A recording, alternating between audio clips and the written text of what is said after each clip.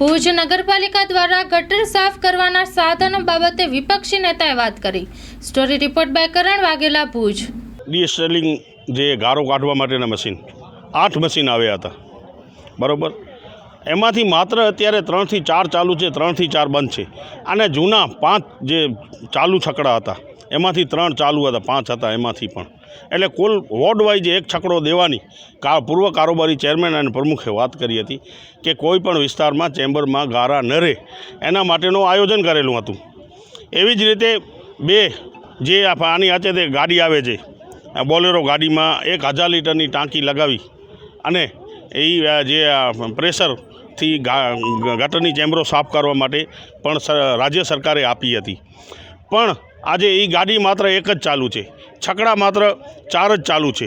જ્યારે ભુજ શહેરનો 56 કિલોમીટરનો એરિયા હોય અને આ ગટરની સમસ્યા હલ ન થતી હોય અને પૂરતા સ્ટાફ માણસો પણ પૂરા ન હોય ત્યારે આ ગટરની સમસ્યામાંથી ભુજ શહેરને મુક્તિ કઈ રીતે મળી શકે, એક મોટામાં મોટો પ્રશ્ન છે। આજે ભુજ શહેરમાં 25% ચેમ્બરો જે દાટેલી પડી છે, આ વર્ષોથી ખુલ્લી પણ નથી। એના માટે પણ અમે વારંવાર આ લોકોને કીધું છે કે ભાઈ 25% ચેમ્બરો તમારી દાટેલી છે। આજે અત્યારે તમે દાદુપીર રોડ ઉપર જાઓ, આજે 20 વર્ષ જૂની ચેમ્બર અત્યારે પાદરી કરી રહ્યા છે। એ જ લાઇનમાં આગળ પણ 2 થી 3 ચેમ્બરો હજી પણ દાટેલી છે।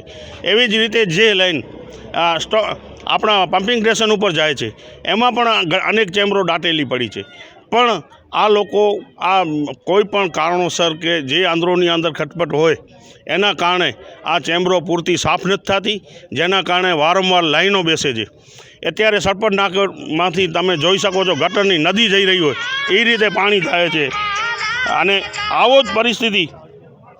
આવી જ પરિસ્થિતિ અમારે ત્યાં ધારાનગર બકાલી કોલોની, કારણ કે ત્યાં મોટાપીર ચોકડી પાસે લાઈન બેસી ગઈ છે। આજે એ લાઈન બેસી ગઈ એને 15-20 દિવસ થઈ ગયા। લોકો, ભુજ શહેરના લોકો કે આ ભાઈ ચીફ ઓફિસર ઉપર આક્ષેપ કરતા હતા કે ચીફ ઓફિસર ખરાબ છે, તો હવે આ ચીફ ઓફિસરની બદલી થઈ ગઈ। એની જગ્યાએ જ્યારે ચાર્જમાં ડેપ્યુટી કલેક્ટર હોય તો ભુજ શહેરની પ્રજાની આશા વધી ગઈ કે આ ડેપ્યુટી કલેક્ટર સાહેબ ચાર્જમાં છે અને આ ગટરમાંથી ભુજ શહેરને મુક્તિ અપાવશે। પણ એને પણ 1 મહિનો થવા આવ્યો પણ હજી સુધી કોઈ રિઝલ્ટ આવ્યું નથી। આવી જ પરિસ્થિતિ તમે જોઈ શકો છો કે અમે ધારાસભ્ય હોય કે સંસદ સભ્ય, એમના પણ પેટનો પાણી નથી હાલતો ભુજ શહેરની પ્રજા માટે। માત્ર ને માત્ર મતો લઈને પોતે બેસી ગયા હોય એવું લાગી રહ્યું છે।